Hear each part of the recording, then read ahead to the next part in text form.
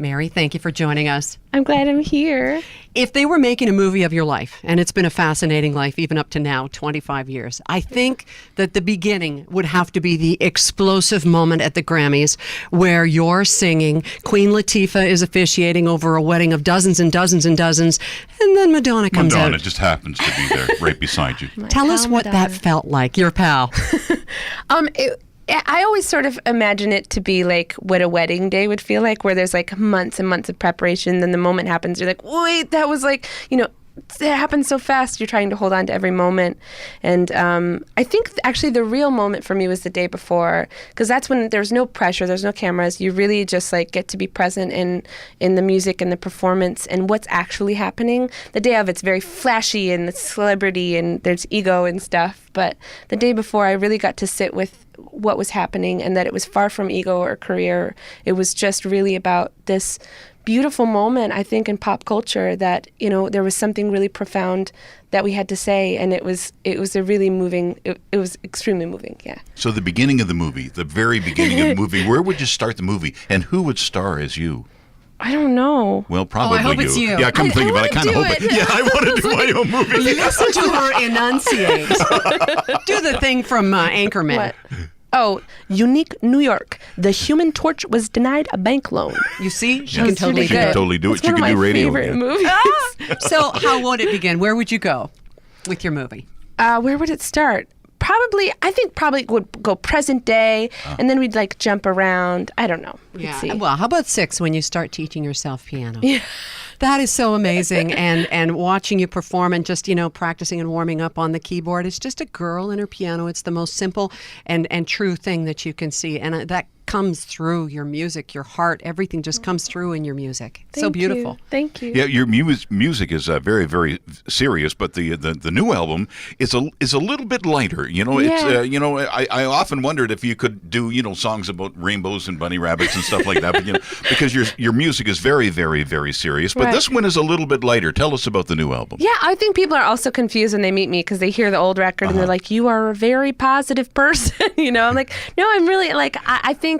When you've experienced like pretty severe trauma or abuse, you kind of you have the capacity for equal joy and sorrow, and so experiencing really painful things early on has, I think, also given me the opportunity to experience really incredible joy.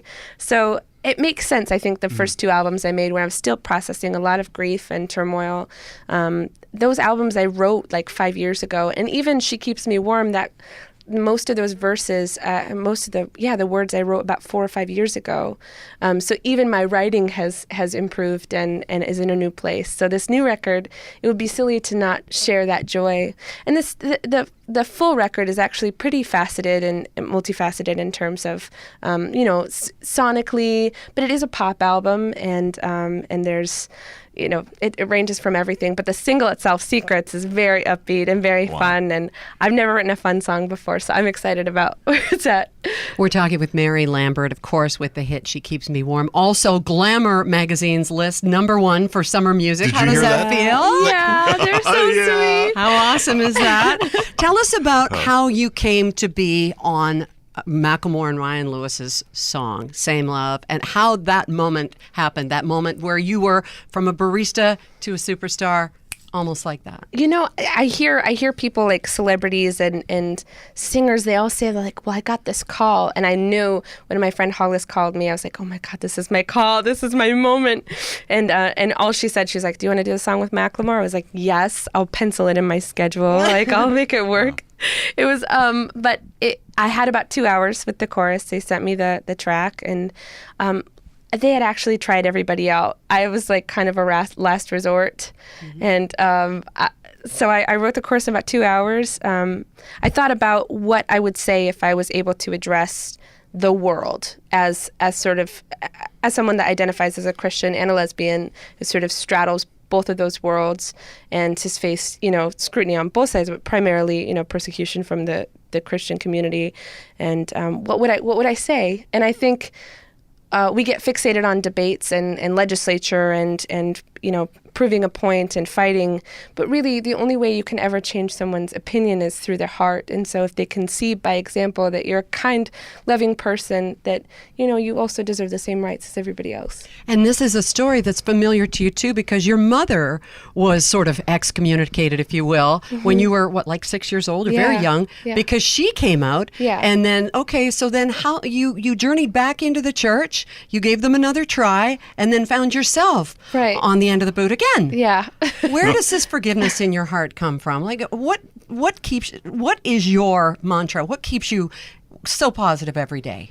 I just believe in the power of vulnerability. I've seen the beauty of humanity. I've seen it when you're sitting on a bus and you just connect with the person sitting next to you and you open yourself up, and here you have this amazing, beautiful connection. You're never going to see that person again, but you shared something really human, and we just lost that. And I believe that it still exists and we can still get it. But I think the only way to really hone it in is to be vulnerable. So I believe in the power of vulnerability.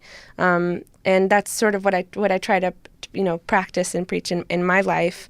And I just think that it can solve a lot of the world's problems as soon as because with vulnerability comes empathy, and with empathy comes compassion, and that's where I think we're lacking in a lot of our problems. But all these qualities you have, you also have a sense of humor, and I think that's beautiful. I really do. I think it's just beautiful about you after all that's happened to you. So what was your okay, I got this moment, where there was a moment in your career that you said, you know what, I think I can do this? There's been a couple, but I think when we first did the Ellen show, I remember I was like really panicky, and I don't usually get nervous because I love performing in front of crowds because I can hear it. I know I'm looking at people, I can connect. But when you're doing television, you can't connect with the person behind the, there's millions of people watching, and you don't know what their reactions are to you. Like, the unknown is really terrifying. So that was my one fear as in this sort of path. And so when we did Ellen, I was like, okay, I got this. I could do this. and Ellen having come out so very publicly and to such a huge backlash at the time, too. She's another of those women who really blazed a trail. Did she have any advice for you, or do you not need it? You seem to be doing pretty well on your own. She was very kind. She was busy. We just performed the song, but she's definitely inspiration. It's been, incredible force in the gay community and just in the world. She's done incredible things. There must be a lot of pressure on you now, because here you are, a woman who has come out as a victim of sexual abuse, or a survivor. Let's say I wouldn't call you a victim of anything. Thank you. Sexual abuse and what you went through, the horrendous things in your childhood and later on as a teen, and now as a very openly gay, wonderful, beautiful woman with so much to share with the world. Do you ever get a feeling you might be a magnet for so much from people who just want to say, hey, me too? How do you kind of just protect some space for you, Mary? It's a good question, because I feel obligated in a lot of ways to give a whole bunch, as much as I can, to my fans, especially people that just come up to me that are like, just instantly burst into tears, and they're like, you helped me come out, or you did this, and I was like, I didn't do that, you did that, but that's so cool that you feel that way. I think you have to take, if you do take that and you own that, and can become sort of a savior complex, and if you own sort of the yes, I did, I made you come out, and I'm very powerful, then you also have to take the bad, the person that's like upset at you on Twitter. It's like, I'm gonna kill myself because you're not tweeting me back. You have to take all of that. So rather than accepting that, I say, I'm very glad that I was a catalyst for your growth, but I'm not responsible for that. You did that, and I'm so happy for you, and you found that.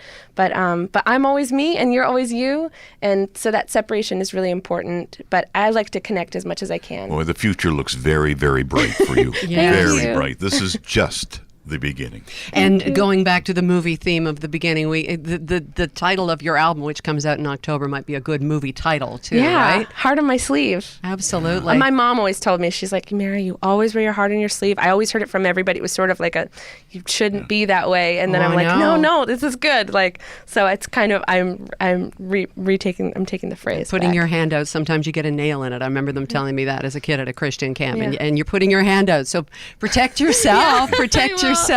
One final question: were you a good bartender?